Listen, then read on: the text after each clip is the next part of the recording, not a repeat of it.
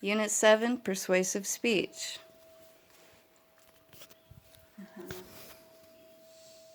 Hello, everybody, and thank you for your time. I want to start out with a question. How many of you are active on social media? Hi. Today, I'm going to explain to you the connection between the rise in social media activity and the rise in mental illnesses. Today, I want to explain how social media is used as a psychological tool that assists in the development and triggering of mental illnesses, as well as the addictive properties of social media and my own experience growing up on and giving up on social media. I also hope to help in giving advice on reducing your time on social media. I have been an active user of Facebook, Instagram, Snapchat, and other social media profiles for most of my life, but I've recently left all social media platforms and began doing my own research on the way social media can control certain aspects of our daily lives. I hope that when I am done here today, you will understand the dangers in social media and why it is important to reduce your time on these platforms, because I myself have experienced the lows and the addiction to social media, and then the highs of being free from it. Social media's part in the development and triggering of mental illnesses, according to an article titled Smartphones and Social Media Use and Youth Mental Health among girls who were hospitalized for intentional self-harm, increased by 110% between 2009 and 2014. At the same time, the use of social media on smartphones increased 89%. These statistics are not a coincidence. Social media affects everybody in different forms. There's cyberbullying, social exclusion, online drama, negative social comparison, dangerous challenges that gain popularity, and exposure to dangerous or inappropriate content that could influence the user. An article called Social Media and Mental Health explains how cyberbullying is different from face-to-face bullying. For instance, you can't walk away from it. It allows a much larger audience to witness the bullying, and cyberbullying material is permanently stored onto the web. Social media is formulated to be psychologically addictive. Even like the like button was invented as a tool that releases dopamine in the brain, creating a spurt of happiness. You can become addicted to this source of dopamine release so much that when you don't receive as much, like on a post, as normal as you do, you would begin to think negatively of yourself based on that one post. Platforms such as Facebook and Instagram use tracking systems that monitor your activity on their sites.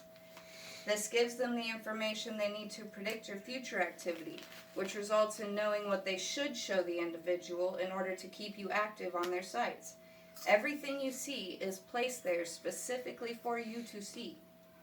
An article by Hillary Anderson informs us that Sean Parker, founding president of Facebook, admitted that the company set out to consume as much user time as possible, and that it was exploiting a vulnerability in human psychology. In this sense, platforms such as Facebook, Instagram, Twitter, YouTube, and more are figuring out how to change your emotions, your thoughts, your actions, as well as predicting them to use them against you. My own experience off and on social media. I was the last of my friends to join Facebook when I was 14 years old. I instantly received friend request after friend request, notification after notification, and I can recall the rush I felt every time because I continued to feel this rush until I logged out of Facebook for good. I spent all of my time on Facebook, no matter where I was. Birthday parties, sleepovers, family get-togethers, it didn't really make a difference. Leaving Facebook, Instagram, and Snapchat has changed my perspective entirely. While I was still active on these sites, I was talking about the dangers of it, but I wasn't following my own advice. When I finally decided to leave Facebook, I realized that I was having withdrawals from an app. So I didn't delete my profile. In fact, you'd still find it, but it took me 2 months to stop reaching for my phone every time a notification appeared. But I was able to slowly quit. But here's the thing about it. After 3 months of swiping away my notifications rather than looking at them, they quit appearing. Then when I realized that Facebook realized they were not getting my attention anymore, They were sending people you may know notifications, videos you may like notifications, anything that they could possibly think of to get me to click on it. And then once I didn't, they stopped for good. Not only did the notifications stop, but I got better. I noticed that my mental illnesses were triggered less. By less, I mean I went from having 4 to 5 bipolar depressive episodes a week to 1 every 1 to 2 weeks. And honestly, I didn't connect my emotions to my social media activity until I didn't have that stimulus. All I had to trigger me anymore were real-life situations, and I was amazed at how much of a difference that makes.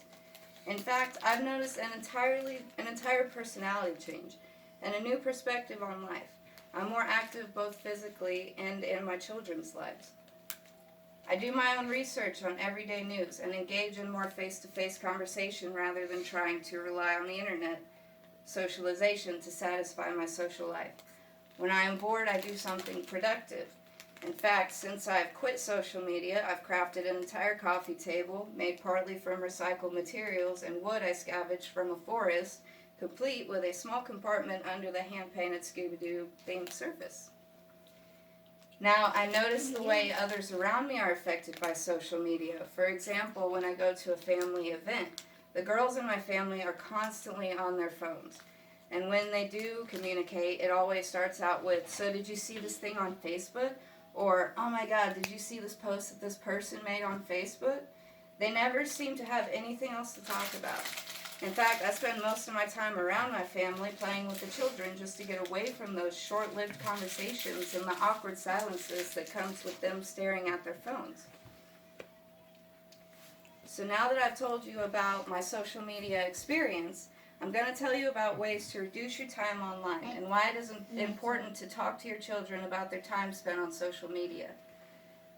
Cutting down to 30 minutes a day can greatly reduce depression, anxiety, loneliness, sleep deprivation, and FOMO, fear of missing out, as explained in an article called Social Media and Mental Health. You can also get a particular time to put your phone down for the rest of the night until the morning. It may be easier if you turn off your phone or place your phone in a separate room. Deactivate your social media profiles for a few days or weeks at a time. A time limit can be set when you attempt to deactivate most social media profiles. This is an effective tool if you have too much anxiety about permanently deleting your account, while also giving you a break from it. Turn off notifications. This is also effective to reduce your time spent on social media. You may feel withdrawals. You may feel like you need to scroll through your newsfeed to satisfy your boredom, but it is important to remember that that is not what you need. This is what you have programmed your mind to need. The feeling of anxiety when a person is away from their phone is becoming very common, but remember that over time that feeling will lessen until it is no longer there. It is very important to talk to your children about the use of social media and how to be cautious when they are active on social media. It is also important to pay attention to them while they're acting on their smartphones. If they seem to show a shift in behavior or emotion, then you might want to ask them what they're doing, or if something on the phone is bothering them. The Sun Online reported that users of TikTok media platforms are killing themselves both intentionally or accidentally, either for likes and views or because they're not allowed to be on the site for whatever reason. Monitor your child's activities and talk to them about the bad content they may find on their newsfeed, so that they know that when they do see this bad content, to refrain from the app for a while.